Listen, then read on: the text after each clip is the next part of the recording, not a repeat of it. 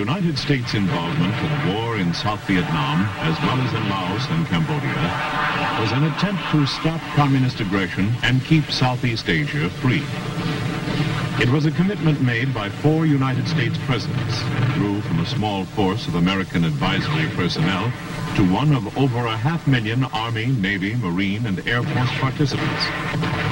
In 1965, as the American military buildup accelerated, the Communist Viet Cong and North Vietnamese armies escalated the war in an attempt to cut South Vietnam in half.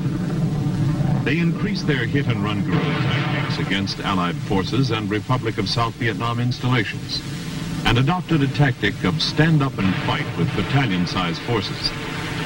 But this tactic made the Communists more vulnerable to air power. The decision was made to intensify the use of aircraft in the Vietnam action. The rapid buildup brought additional Air Force personnel to Southeast Asia. The teamwork displayed by this group of combat crewmen and ground personnel, often while under enemy attack, was a significant phase in Air Force history. In January 1973, a ceasefire went into effect, and the return of U.S. prisoners of war began immediately. It was checkout time at the Hanoi Hilton, as the prisoner of war camp in Hanoi had become known to its inmates. American prisoners began their long trip home. However, bombing continued in Laos and Cambodia until August 1973, thus ending almost 12 years of Air Force involvement in Southeast Asia. In addition to its combat role, the Air Force participates in many non-combat activities that are historically important. Many of these came about because of the social, economic, and environmental changes to our society during the 60s.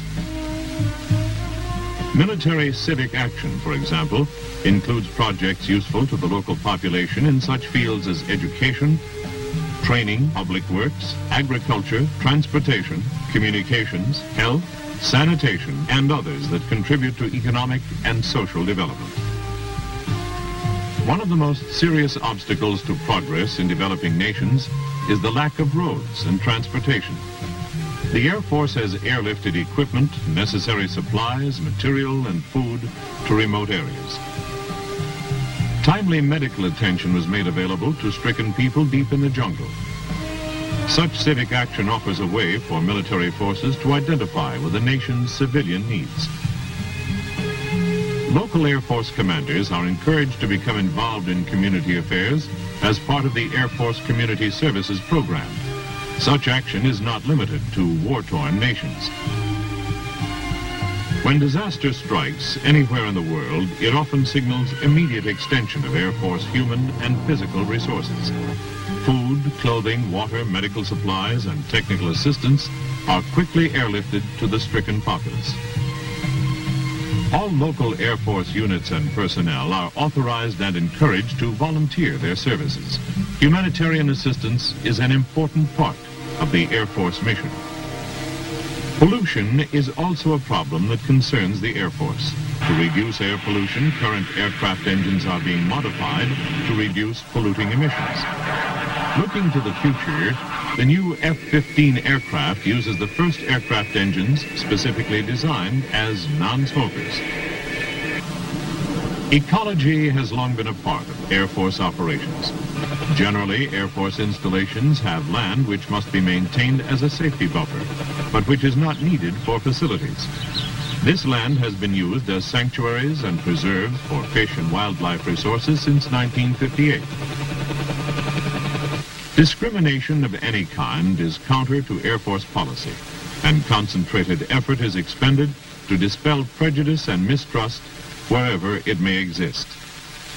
At all command levels, formal training through education programs is mandatory.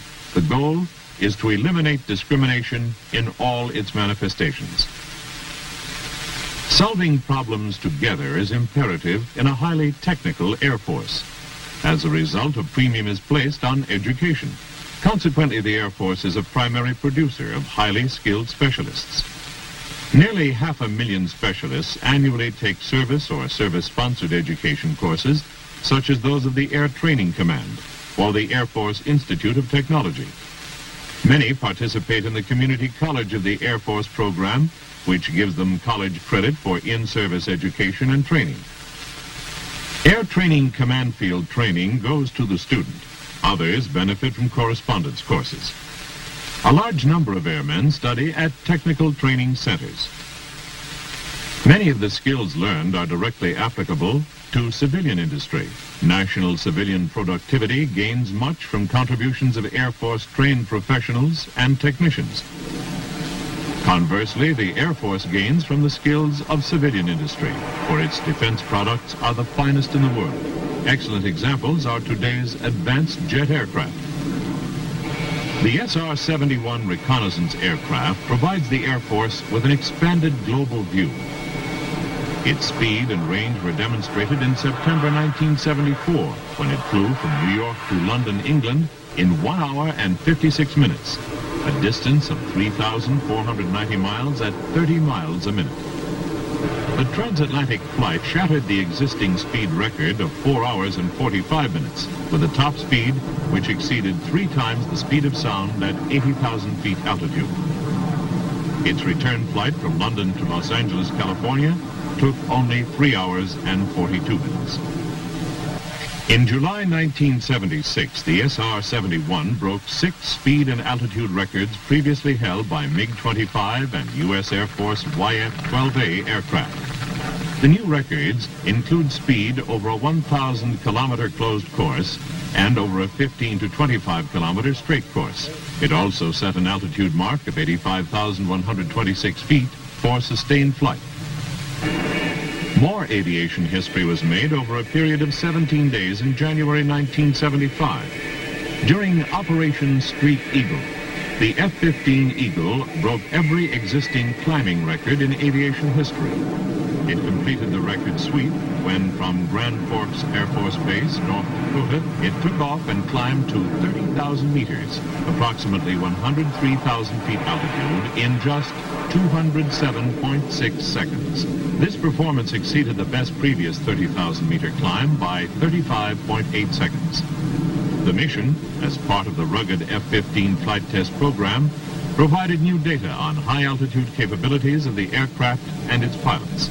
Also, it was a clear demonstration of American technology. The high-performance, highly maneuverable F-16 multi-purpose fighter is expected to outperform any known enemy threat in its class in the foreseeable future. The formidable B-1 bomber is much advanced over the aging B-52. It is capable of greater speed, heavier payload, and a better capability to penetrate enemy defenses. The A-10, designed to support frontline ground troops, can carry a heavy load, remain airborne for long periods, and take off and land on short runways. As for the future, the Air Force uses its previous X-15 space experience to move toward new frontiers. Working with the National Aeronautics and Space Administration, the Air Force investigated the possibilities of using X-24 research vehicles in the study of future hypersonic flight, which is above 3,500 miles per hour. Experience gained with the X-24 has contributed to development of the new Space Shuttle concept. Called the Enterprise, this orbiting vehicle will be used by the Air Force for Department of Defense space missions. After its flight in space, the Enterprise will re-enter the atmosphere and fly like an airplane to a designated landing area.